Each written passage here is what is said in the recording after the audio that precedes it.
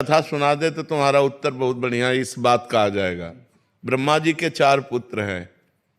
वैसे तो सब सृष्टि ही है, सतयुग, त्रेता, द्वापर और कलयुग। जब नरक की सृष्टि हुई तो ब्रह्मा जी ने सतयुग से कहा, जब तुम्हारा राज्य आएगा बेटा तो नरक की तरफ भी ध्यान रखना, क्योंकि वो खाली नहीं रहना चाहिए। तो उनका हमारे राज्य में कोई नरक नहीं जाएगा। तो त्रेता से कहा तो उनका बड़े भैया जिस मार्ग में चलेंगे उसी मार्ग में हम चलेंगे। द्वापर से कहा तो द्वापर ने कहा, पिताजी आपकी आज्ञा का कुछ कुछ पालन करने की कोशिश करूंगा। जब कलयुग से कहा तो कलयुग ने कहा, पिताजी जैसे बड़े भैया के राज्य में कोई नरक नहीं जाएगा, ऐसे मेरे राज्य में कोई स्वर्ग नहीं जाएगा। मैं पूरा नरक हाउसफुल करूंगा। समझ रहे हो ना?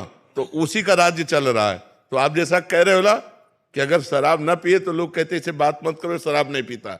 शराब पीता है इसलिए बात करो, मतलब टोटल नरक।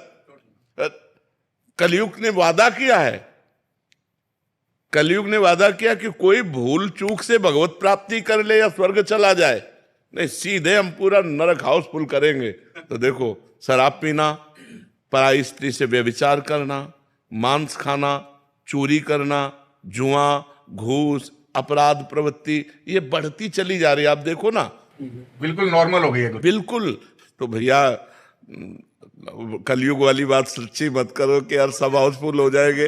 नहीं, कुछ तो बच लिए जाए, कुछ तो आप बच जाओ, क्योंकि अच्छे आदमी हो, आपको भगवान ने सत्संग दिया, वृंदावन धाम आए साधु संग के, तो आपका दुर्गुण छूट जाना चाहिए। तो आज से नियम ले लो कि आप शराब नहीं पियोगे।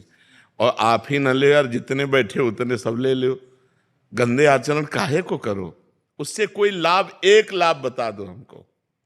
अगर एक भी लाभ हो तो हम उसको छोड़ने की कोशिश करें। हमारे शास्त्रों में तो निषेध है ही, लेकिन प्रगट में भी एक भी लाभ हो तो, किसी भी तरह की अगर अच्छाई होती तो हम उसको सपोर्ट करते। एक भी अच्छाई नहीं, और अंदर जाकर के हमारे किडनी को, हमारे लीवर को, हमारे दिल को, हमारी आंतों को नुकसान पहुंचाती है, जिसमें मृत्यु निश्चित हो सकती है। ऐसे व्यसन को क्यों किया जाए जिसमें हमारे अंगों की हानि हो, पैसे की हानि हो, बुद्धि की हानि हो।